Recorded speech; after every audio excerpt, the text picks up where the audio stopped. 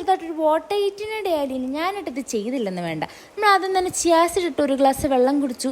പിന്നെ ആണെങ്കിൽ നമ്മൾ നടക്കാൻ പോയി. നമ്മുടെ ഹോസ്റ്റലിൽ നിന്ന് പേരെഴുതി ഒപ്പിട്ടാൽ മാത്രമേ പുറത്തോട്ട് വിടത്തുള്ളൂ.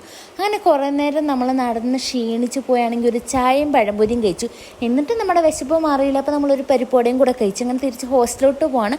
നമ്മുടെ ഹോസ്റ്റലിൽ മെസ്സില്ല, അതുകൊണ്ടാണ് നമ്മളിങ്ങനെ പുറത്തുനിന്ന് കഴിക്കുന്നത്. ചില സമയത്ത് നമ്മൾ കുക്ക് ചെയ്യാറുമുണ്ട്. അങ്ങനെ നമ്മൾ ഉച്ചയ്ക്കാണ് ക്ലാസ്, അതുകൊണ്ട് റെഡിയായി ഉച്ചയ്ക്ക് ക്ലാസ്സിലോട്ട് പോവാണ്.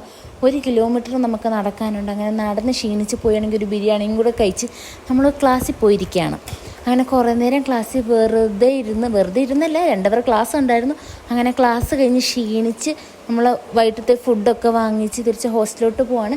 ഞാൻ ലേസ് വാങ്ങിച്ചിട്ടുണ്ടായിരുന്നു. നമ്മൾ ലേസും ഉള്ളിയും തക്കാളിയും കുറച്ച് സോസൊക്കെ ഒഴിച്ച് ഒരു സ്നാക്ക് പോലെ കഴിച്ച് നല്ല ടേസ്റ്റ് ഉണ്ടായിരുന്നു. അതെല്ലാം കഴിഞ്ഞ് ഡ്രസ്സൊക്കെ മാറി നമ്മുടെ സ്കിൻ കെയർ മുഖ്യം ബിഗിലെ, അതുകൊണ്ട് തന്നെ നമ്മൾ കുറച്ച് മോയ്സ്ചറൈസർ ഇട്ടു, ലിപ് ബാം ഇട്ടു. എന്നിട്ട് കുറേ നേരം കിടന്ന് ഉറങ്ങി എണ്ണിച്ച് ഒരു സാലഡൊക്കെ കഴിച്ച് ഇന്നത്തെ ഫുഡടി കഴിഞ്ഞു. Bye guys.